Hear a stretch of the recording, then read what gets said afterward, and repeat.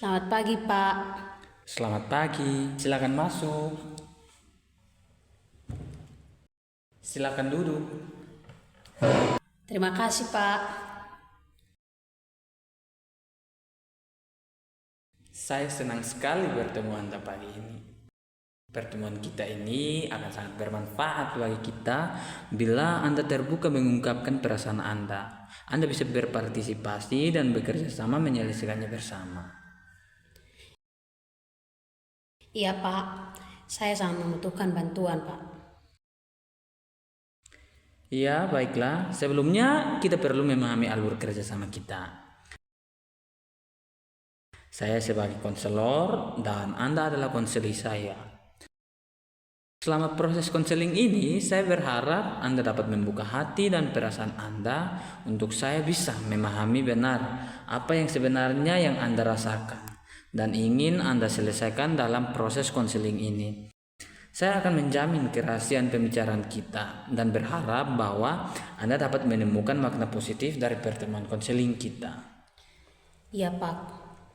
Baiklah, saya dapat memahami bahwa ada beberapa hal yang ingin Anda diskusikan hari ini. Jadi, kalau Anda sudah siap, mari kita mulai diskusi kita. Iya, Pak. Memang ada beberapa masalah antara saya dan kedua orang tua saya. Itulah mengapa saya berada di sini sekarang. Sebenarnya saya sangat malu untuk membahasnya, tapi saya merasa tidak pantas untuk menyampaikannya pada orang lain. Jadi, Anda merasa sedikit kurang nyaman untuk membahas masalah seperti itu bersama orang asing. Baiklah, saya memahaminya. Ya, tapi saya memang kesulitan untuk mengatasi masalah ini sendiri. Ya, saya dapat memahami pikiran Anda. Kalau boleh memilih, saya tidak ingin untuk membahasnya bersama orang lain, Pak.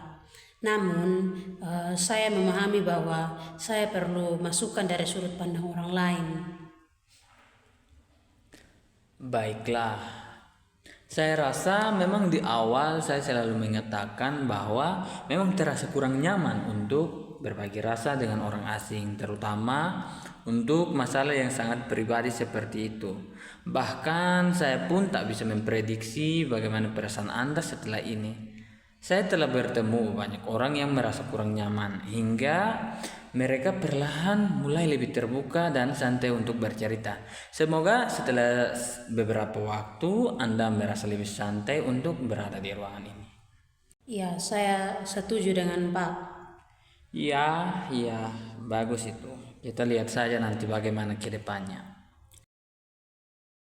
Ya, saya belum pernah melakukan konseling sebelumnya.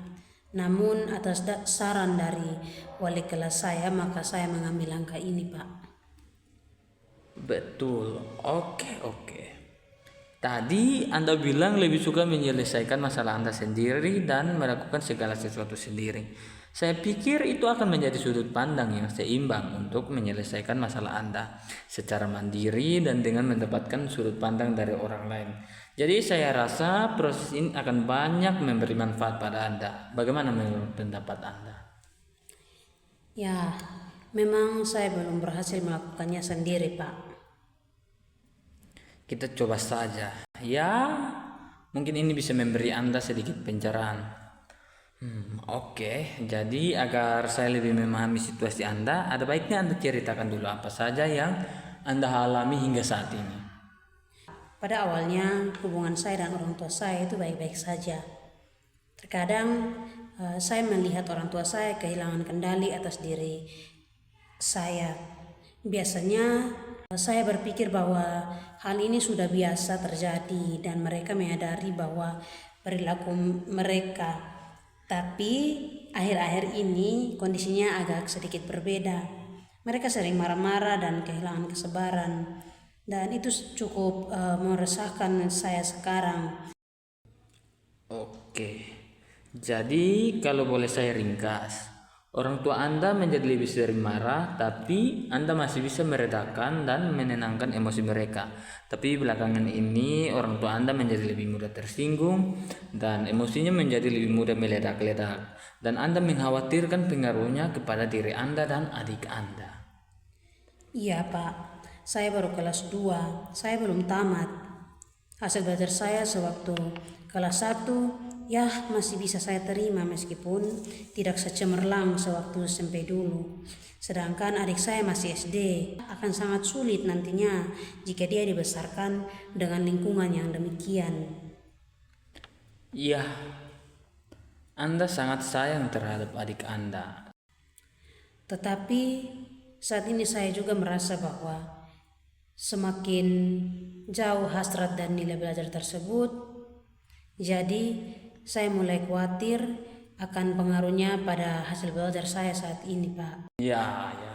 Jadi memang Anda cukup khawatir terhadap hasil belajar Anda dan kondisi mental adik Anda. Anda mungkin lebih oke, saya bisa atasi ini walaupun Anda juga merasa kurang nyaman, tapi Anda lebih khawatir pada adik Anda secara mental dan Anda mengkhawatirkan efek buruknya.